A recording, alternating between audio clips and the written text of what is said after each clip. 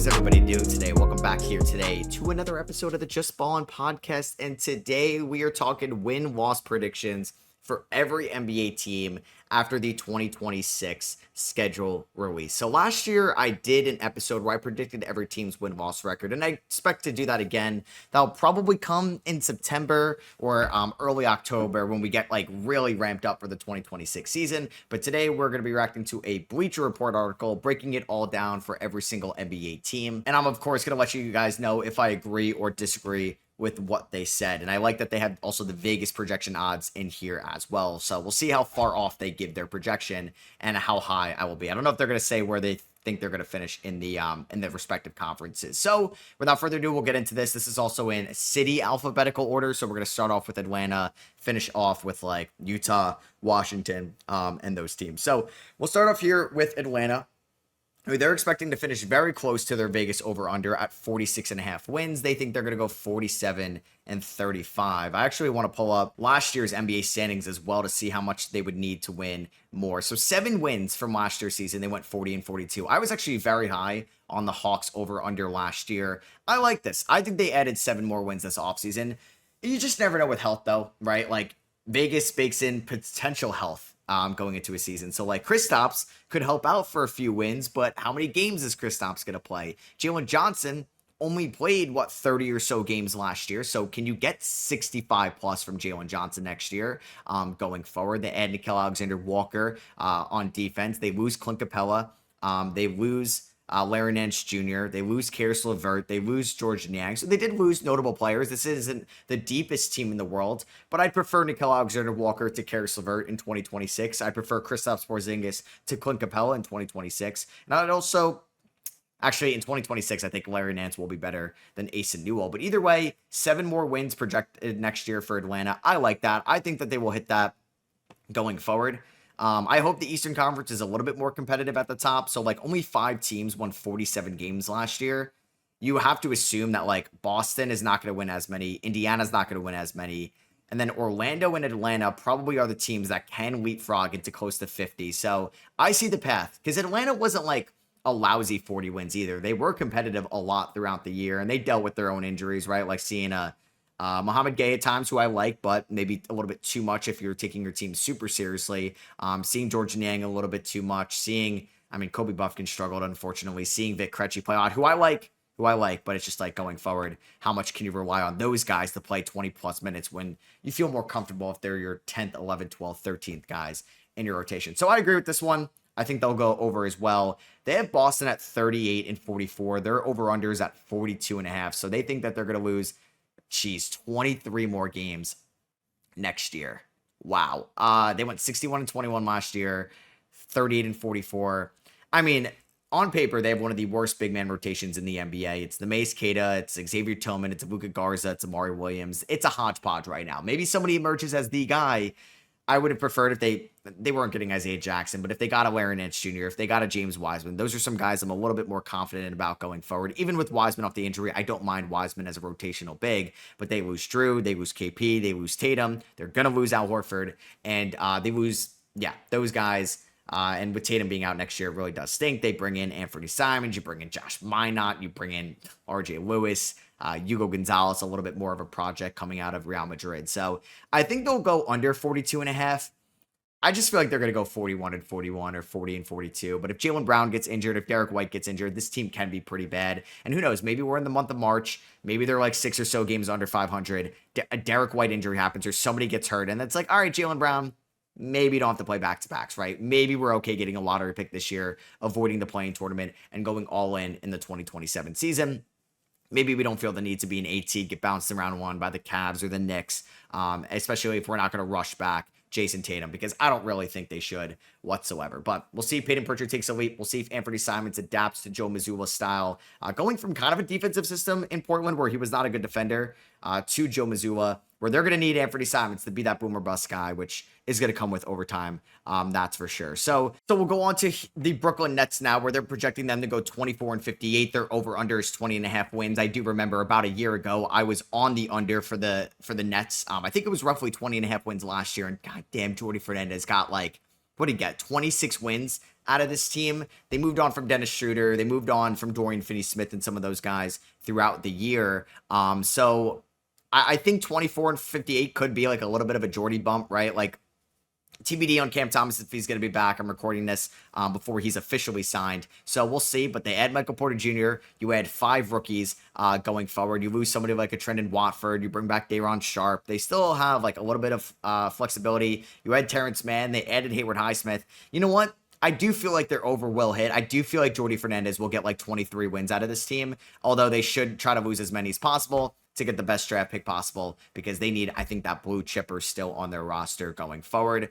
Charlotte, 35 and 47 is the projection. Wow, that is high. 27.5 is the over under. I was on their over last year and that over did not cash. They went 19 and 63 because I feel like everybody got hurt last year. LaMelo, Brandon Miller, Trey Mann got hurt. Grant Williams got hurt. They traded away Nick Richards. So I want to say that they're going to hit that over. 35 wins. I would like to see that, man. But it's been a minute since Charlotte has won that many games, right? I feel like so. I mean, if we go back in time here, the Charlotte Hornets ended up winning 21 games in 24. They won not a lot in 23. They won 27 in 23. Was it the 22 playing team? Yeah, they won 43 games that year. So it's been a minute since, like they won that many games. And I would like to think that I think they're going to hit their over. But I just feel like 35 might be too high, although I would love to see that happen. So next up, we have the Chicago Bulls, 35 and 47. That feels way too high. I don't think the Bulls are going to win 35 games. I mean, I would like for them not to win that many games for their fans' sake. They did win 39 games last year. I'm going to assume that Nikola Vucevic is not playing basketball for this team in March, either by a trade or by a buyout. I'm assuming Giddey's back. I'm assuming they're not going to trade away Kobe White this year. But Essengay is a little bit of a project coming out. They don't have if Vucevic is off this team, even with him on this team, they do not have a good rim protection defense whatsoever. I know it's a weaker Eastern Conference, but the Eastern Conference playing teams should be a lot better this year. But injuries are going to happen, right? I mean, 35 and 47. I just don't think the Bulls need to do that, man. I hope they don't. I like some of their pieces. I love Matas Buzelis next year. I don't think they're winning that many. I think they're probably going to go 30 and 52. Cleveland going 57 and 25. Their over-under is 55.5 wins. That's fine. I think that's a little bit conservative. They won 64 games last year. You lose Ty Jerome for Lonzo Ball. You lose Isaac Okoro. You add Larry Nance. Or you traded away Okoro for Lonzo. You lose Jerome outright. You add Craig Porter. Maybe you get a Tyson bump next year. I love them picking up Larry Nance. You have Evan Mobley getting a year of more experience off the depoy. You have Allen and Mitchell. You know what you're getting out of those guys. TBD on Garland's health, right? He could be hurt to start off the year, which could affect them a little bit. So you're thinking a 7-ish win regression. I think the over is going to cash, and I honestly think they're going to win 60 games in the East. Like I said, there should be still some competitive teams, even with Indy and Boston, who are both going to be competitive. They're both going to have their moments, but they're not going to be as good as they were a year ago because of the Haliburton and Tatum injuries. It's just how much can Orlando and Detroit and Atlanta get better next year to rival those teams? Because do you think Toronto or Miami can take a leap? We'll see. I think Cleveland can hit 60 wins in back-to-back years, which is an incredible feat. It's very tough to do, so we'll see if they're able to pull it off. Dallas going 42 and 40. So their over-under is 40.5, and this is a team, it is so tough to get a read on. It's actually the first Western Conference team we're talking about. But yeah, Dallas ends up going 39 and 43 last year, so they're projecting 3 more wins, but they're going to be without Kyrie Irving for the first half of the year. You have Anthony Davis for a full season now. You have Cooper Flagg in the mix. So you don't want to put too much pressure on the 18, 19-year-old kid. But you have incredible, you have great depth. It's Max Christie, it's Jaden Hardy, it's D'Angelo Russell, Dante Exum, a lot of guys in that backcourt that aren't going to be nearly as good as Kyrie Irving, but can at least be serviceable. You didn't trade away PJ Washington or Daniel Gafford. I like this team, man. I like Najee Marshall. Caleb Martin should at least give you something next year in your wing rotation. I think they could. It's just tough because if AD gets hurt, yeah, this team is going probably under 500. What are the odds AD can play 90% of their games until Kyrie is back? Probably not very high, but that's maybe what you need for you to be a good seed in the Western Conference. So maybe I shouldn't be too high on Dallas. So 42 and 40 feels about right for them. Denver going 54 and 28, right above their over-under of 53.5 wins. So they won 50 games last year. What did Denver win in 24? So they won 57 and 24. and they won 53 and 23. Wow, kind of a down year for the Western Conference in terms of wins at the top. But I mean, yeah, I think they can end up winning next year about 4 more wins than they had a year ago. I think so for sure. They add Cam Johnson, you add Valanciunas, a better backup big than Dario Saric or DeAndre Jordan, and you have De'Ron Holmes healthy. I think you can get a development bump of Strother, Watson, Brown again next year for sure. And you add Tim Hardaway Jr. and Bruce Brown, way better veteran wings. I know you lose Russell Westbrook, but I feel like they're going to be just chilling going forward. So I do like the over for Denver next year, like slight over from what they have currently. Detroit going 45 and 37. Their over under is 44.5 wins. So it's basically, do you think Detroit will win one more game next year than they did a year ago, where they had that massive leap from an abysmal 2024 season? Cade takes the leap. They have an Ivy leap before he gets hurt. The veterans of Tim Hardaway Jr. and Malik Beasley and Tobias Harris provide help throughout the regular season, but they had some roster turnover this offseason. Schroeder was a good pickup midseason. He's gone. Tim Hardaway Jr. is gone. Malik Beasley, who knows what's going on with him right now. And they do add Duncan Robinson and Karis LeVert this offseason. I do worry about their big man depth a little bit going forward. We'll see if they're going to rely on B-Ball Paul and Isaiah Stewart, if he's going to be healthy, or what kind of they're going to use and deploy him next year. But I like the internal development of Asar Thompson and Ron Holland. Hopefully Ivy's ready to go, but he had a major injury last year. A part of me wants to take the slight under for Detroit and they go 42 and 40, but in the Eastern Conference, man, you never know. I think I would go the slight under because I just think the Eastern Conference is going to be a little bit more competitive in those middle tier teams. I think Cleveland's at the top, and then New York might be number 2, I think has the best chance. And then you have Orlando should be better. Atlanta should be better. Milwaukee should be roughly the same. And I don't think Indiana is that much worse without Halliburton and Turner than Detroit, right? I think Detroit's probably better on paper, but by a lot to sweep the season series, no, not at all. They play each other a decent amount. The Central Division is fairly good, right? It's at least mostly competitive. Chicago is the worst of it, but you have Cleveland, Indiana, Milwaukee, Detroit in that division. It's a solid division now, and it's not been the best in the past. Golden State going 46 and 36 here. Their over-under is 45.5 wins, so they think that they're going to go slightly over as well. Last year, the Golden State Warriors won 48 games, but they're going to have Jimmy for a little bit more. Now we have no idea, or at least when I'm recording this, I have no idea what's going on with Jonathan Kuminga and how they're going to look next season. But you're going to add Al Horford, Gary Payton, DeAnthony Melton. You have Steph getting a year older, same with Jimmy and Draymond. So we're going to see what ends up happening with them throughout the course of the season. One of the young guys step up as well. I just can't see Golden State missing the playoffs next year. But if they end up going 43 and 39, does that make them miss the playoffs? That would have given them, there was a decent gap between the 8 seed and the 9 seed this year.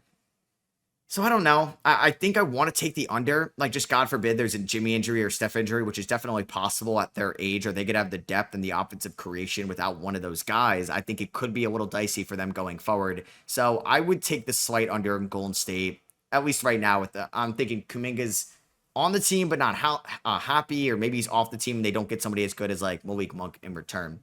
So Houston's over-under is 55.5. And 52 and 30 is what they're projecting. I honestly don't hate that either. So I would say when you look at them last year going 52 and 30, stay the same.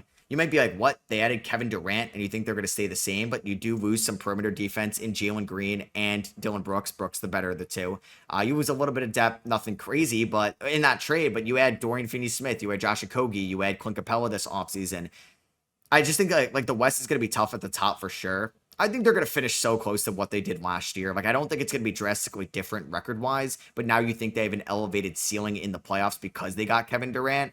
So I'm going to say, what's their over-under? 55.5? Jesus, man, that's a lot of wins. I like this Rockets team, and I like it in the regular season. I might take their over. What are the odds 3 Western Conference teams get 55 wins? I feel like that doesn't happen very often. Next up, Indiana going 36 and 46 with an over-under of 38.5 wins. So obviously Indiana does not have Tyrese Halliburton or Miles Turner. They added Jay Huff this offseason. They're going to have Wiseman and Jackson healthy again. They traded away their first-round picks, so you hope Cam Jones, Taylor Peter can give you something. Can you get internal development from Johnny Furphy?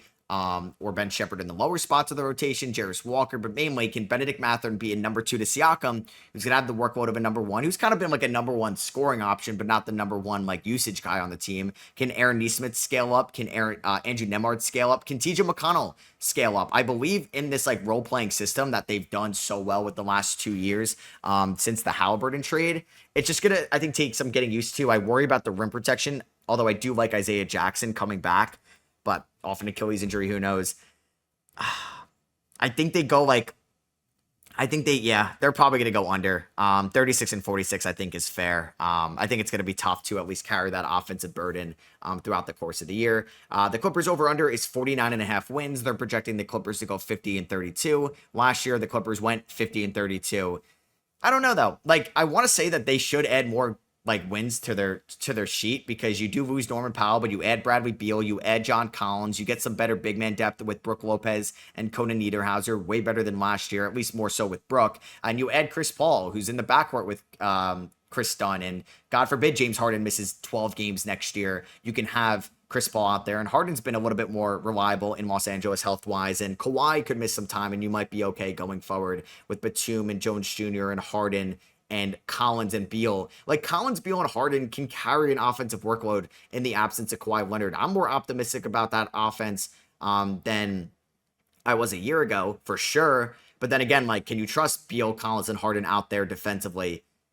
I don't know. That's asking a lot out of like Chris Dunn or Derek Jones Jr. and definitely Ivica Zubac with those three out there at the same time. So injuries will be a big factor, like they always have been with the Clippers since they signed Kawhi. I want to say that they're going to win more than 50 games next year. I want to, but like, I got to map this all out. Is there a possibility where OKC can win 60, Denver and Houston can win 55, and LA can win 50 as well, or 53? So we'll go through this. Maybe at the end, I'll look in past history of some of the standings. Lakers going 50 and 32, 40.5 is the over under. I don't love this Lakers roster. I'm probably taking the under, but I also didn't like the Lakers roster last year, and they still won 50 games. Now, I had no idea that they were going to acquire Luka Doncic, who I should appreciate more. And I think I'm forgetting just how damn good Luka Doncic is, who we'll see. I know he got hurt the other day in the Eurobasket, so hopefully he's fine. I don't know if he's finishing that out. But, man, a whole offseason, whole ramp up with the Lakers if he could stay healthy. But he's had some injuries here and there. LeBron's going to be 41. Now you add Aiden and Smart and Laravia and a bunch of notable names this offseason. I like Adu Thero in the draft, but I don't know if that's going to result in that many more wins. Are you going to trust Connect this year? Can Reeves ball out in a contract year? I think it's going to be interesting for the Lakers in 2026. I would go slight under, though, just slight under. I think they go around 46 and 36, 47 and 35. Next up, we have Memphis going 42 and 40. Their over-under is 40.5. I'm going to talk myself into Memphis this year. I really am. They went 48 and 34 last year. They were 4 games out of the 2 seed. 4. And they had to fire their coach. They just had like a dysfunctional locker room at some point where it just did not feel like the guys were on the same page with the new offensive system. And they had their fair share of injuries last year. John Morant was extremely injured in the first half. I feel like he never played 4 games in a row. And if he did, it wasn't a lot. And then he was so good in the second half. Now, I'm worried about the Edey injury. I'm worried about Triple J's health to start off the year. But I like the wing depth of KCP and Vince and Gigi and Coward and Wells. Like, that's something there. That's not bad whatsoever. They have some solid front court depth as well, with Vondale and Aldama and Clark. Like, I'm going to talk myself into the Grizzlies winning 44 games next year, even after trading away Desmond Bane. So I'm going to take that over. Miami going 42 and 40 with their over-under being 39.5 wins. Miami last year ended up going 37 and 45. So they think they're going to be 5 games better this year with no Jimmy Butler, but also no distractions of Jimmy Butler, with Andrew Wiggins fully into the mix, with Norman Powell, who they kind of added for free this offseason. Then they get Davion Mitchell fully into the mix now after a good small playoff series with the team and a good playing tournament. They have some young guys. I think Bam can't be much worse shooting the ball in the first half, and he was good in the second half as well. The Heat should be better. What was the projection? 42 and 40. I don't mind that. I think they could peak like 44 and 38. I would be shocked if they won more than 45 games next year. People believe it can happen, but I think they'll go over for sure. But I'm going to do, like I said, my full over-under breakdown later on. Milwaukee going 45 and 37 with the over-under being 42.5. So they think they're going to lose about 3 more games this year. I feel like that's about right. I think it's going to take some time for Turner Like for Giannis to realize that's not Brook next to me. That's Miles Turner, who's still a good player, but it's going to take some time for the chemistry to build up. I didn't realize that the Bucks ended the season last year on an 8-game winning streak. Pretty impressive stuff, but no Damian Lillard. How is the guard rotation, which it's deep, but nobody nearly as good of Dame of like Cole Anthony, Ryan Rollins, Kevin Porter Jr. Cannot replace 75% of Damian Lillard at times, but Dame had some injuries last year as well. I know I should appreciate Giannis as a ceiling raiser for what he can be as a top 3 player in this league. And you bring back Portis and Prince this offseason. Can I trust Doc Rivers? Can I get anything out of the young guys? Probably not, knowing the Bucks track record. I think they're going to go over 42.5. That actually seems kind of low, honestly. I guess they could bake in a potential Giannis trade, like just in case they have a little bit of a hedge there. But I think, yeah, 45-37 is fair. I think so. Even though I said that they weren't going to make the playoffs, I think like they were going to be more so a play-in team. Like I think 45 wins could be a play-in team in the East this year and not a top 5 seed like it was last year, essentially. Next up, we have Minnesota going 50-32. Like so many teams in the West are projected to win 50 wins. Somebody's going to have a disappointing year. There is no way Denver, OKC, Houston, both LA teams, Minnesota can win 50 games next year. 5 teams did win 50 last year, so maybe it can happen, man. And Minnesota won 49. Somebody I feel like is going to have a little bit disappointing of a season. I guess last year it was technically the Mavericks and the Suns. They think they're going to finish roughly the same. I think they can go like slight under, like 48-34, 47-35, I think. They lose Nah. Gobert gets a little bit older. They still have no foundation in the backcourt. With the point guard spots. Like Conley's older. I don't think you can rely on him too much. Can Dillingham break out? Big TBD on him. Can Jalen Clark or Terrence Shannon Jr. replace Nah? Is Dante DiVincenzo going to start for you, who I'm high on this year? And I believe in Ant-Man. I do. The Ant-Man is legit. They have the continuity. You got Naz Reid in the mix. You got Johan Berenger in the mix. I don't know.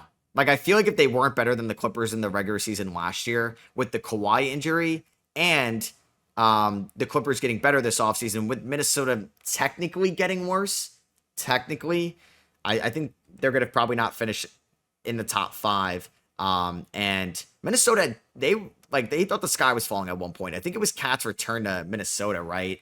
Where the Knicks just they went out of the building. I think I remember tweeting the fans were gonna run on the floor in disgust, and then some protesters got on the floor. So the Pelicans over under is 29.5 wins. We'll go to this team, and they're projecting 25-57. What the problem is, that is just you betting that the consistent thing is gonna happen and Zion's gonna get hurt, because this team is way too talented to not win 30 games next year. It's way too talented. But if Zion gets hurt, DeJounte doesn't look great when he comes back. Fears and Queen are more projects than we thought. Hawkins doesn't improve his shot. Trey Murphy struggles to kind of capitalize on the momentum. Herb Jones struggles from 3. There could be a potential chance where they can win less than 30 games. I think I'm taking the over. I think their bad season will be 32-50, which is bad. But I think that's better than 25-57. That's really low, but maybe they trade Zion. So they think the Knicks will go 51-31, slightly under their 53.5 win projection. Last year they went 51-31, so they think they're going to have the same record. I don't know. The Knicks did have fairly good injury luck last year. Cat missed a little bit of time. Brunson did have that ankle injury late in the year, but there wasn't any catastrophic injuries for the Knicks last year. Even got a healthy season from OG. Hart and Bridges have a lot of miles on them right now. They get a new head coach, but they improved the end of the bench.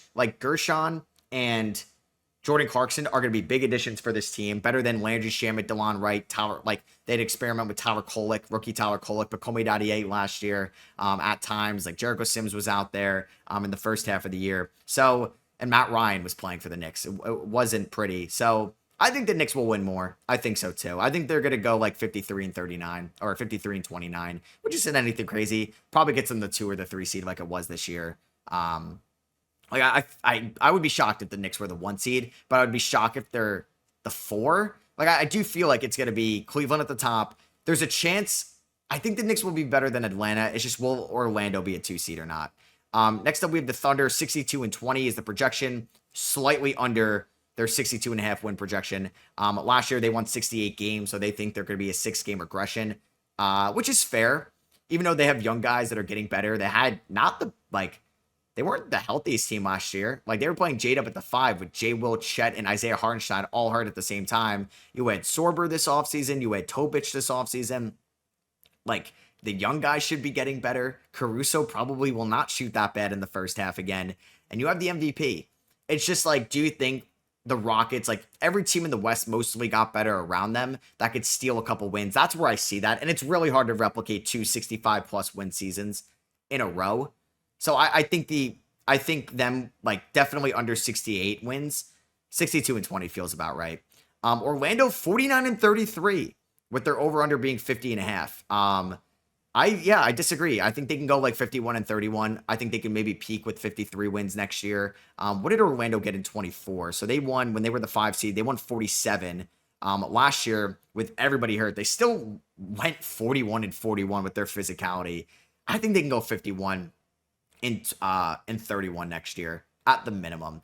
I think so, as long as they stay healthy for sure. They mentioned that like they think Paolo Banchero is maybe a little bit overrated. I don't know. I just don't know why. Yeah, I'm like reading this. It's like it's not hard to see why the sports books are so high on the Magic. Like 50 and a half feels high for sure. Maybe it's like Mo Wagner ACL tear. Wendell Carter Jr. was kind of bad last year. Is the center rotation that week? We'll see, but I think they'll be better. The Sixers over under is 41 and a half, which is such like a good projection. Bleacher Report thinks they're going to go 38 and 44. Last year, they ended up going 24 and 58. 2 years ago, when they lost to the Knicks as the 7th seed, they went 47 and 35. I mean, do we think the 2026 Sixers will be better than the 2024 Sixers with, I'm assuming, Quentin Grimes in the mix with Edgecombe, Maxey added to McCain in the mix? But you have Paul George again. We'll see. We will definitely see. It's just like Embiid's health. It's the same thing with Zion. It's the same thing with LaMelo Ball. They will go as far as their star can be healthy. I don't think Paul George matters that much. If they can get a good season out of Paul George, great. But I think like, say Paul George misses 50 games next year, I don't think it matters too much in their win total, just as long as Embiid stays healthy. Because this is a solid roster around a MVP candidate Embiid. Are we just ever going to see that Embiid again? I'm not sure. Suns are projected to go 29 and 53 with their over-under at 31 and a half. I low-key want to take the Suns over. Sometimes you get that new coach bump. They have Jordan Ott. They won 36 games last year, so I can't have them lose more than 4 more games. I don't know, though. I think they got better this offseason in a way. I know you lose Kevin Durant. It's going to hurt. And if Jalen Green is just, like, inefficient next year and horrible defensively and he doesn't work with Devin Booker, then, yeah, I'm wrong. But you add Brooks for some perimeter defense. You add Kamam Naiwatch and Mark Williams to the worst center rotation in the Western Conference last year, maybe up there with the Pelicans. And you also add like Jordan Goodwin. You added, there's another player that I'm just forgetting. Was it Jared Butler? There's at least depth in the backcourt. Not flashy names, but I like Kobe Brea. I like Rasheer Fleming going forward. They still have O'Neal and Allen. Maybe they're sellers at the deadline, and that's where you could bake this in a little bit. I think they're going to finish roughly around 36 and 46 next year. I think they're going to be a little bit better than people will expect. Portland going 36 and 46. So, 33 and a half. So they hit the over. I think a lot of people are expecting Portland to be like that next breakout team, like last year's Rockets. Maybe not to that extreme. Last year's Pistons, I could say. A couple years ago was Magic and Rockets. They won 36 games last year, so they don't think they got that much better. I don't think it's a guarantee they're going to be that much better. The West is loaded. How does Drew Holiday work with him getting up there in age? They added Dame, who's not going to play. They lose Aiden. How does a Klingon, Robert Williams, Hudson Yang rotation work? Project Aaron Yang. I think it's two big X factors for this team. Scoot and Sharp, right? Will one of them finally break out? Sharp's played a year longer. They're similar in age, right? Like, does Drew stump Scoot's development? Do they not start Scoot? Do they start Jeremy Grant and he doesn't still look locked in? Does Kamara take a step back offensively, or does he take a step forward, or is he the same? Does Denny take a step forward? There's some question marks in Portland. I don't think it's a guarantee that they win 40 games, but I think their ceiling's probably roughly around 41 and 41. I think 36 and 46 is their floor next year. I don't think they could finish much worse than that unless they were decimated by injuries. But we'll see about them. Sacramento, 35 and 47. So they think they're going to lose 5 more games next year. I think they're going to be a little bit better than that. I think they can go like 38 and 44. That's like a range, 40 and 42, similar record, right? Like, they still have a competitive roster. It's not a top tier roster in the West, but it's also like I think pretty on par with teams like the Miami Heat, the Toronto Raptors, maybe the Detroit Pistons in a way, where I think they have creative scoring, they have reliable scoring, they have a monster rebounder inside and Sabonis, they have some solid defenders on the team, and Schroeder, Keon Ellis, Keegan Murray. It's not great. We'll see if they end up with Kuminga if they have him. I didn't know that by the time I'm recording this. I think they'll be better unless they try to sell at the deadline or I don't know. Like DeRozan could get hurt. He's getting up there in age, but he's been kind of reliable for a while now. And Levine, outside of the 2024 season, has also been pretty reliable.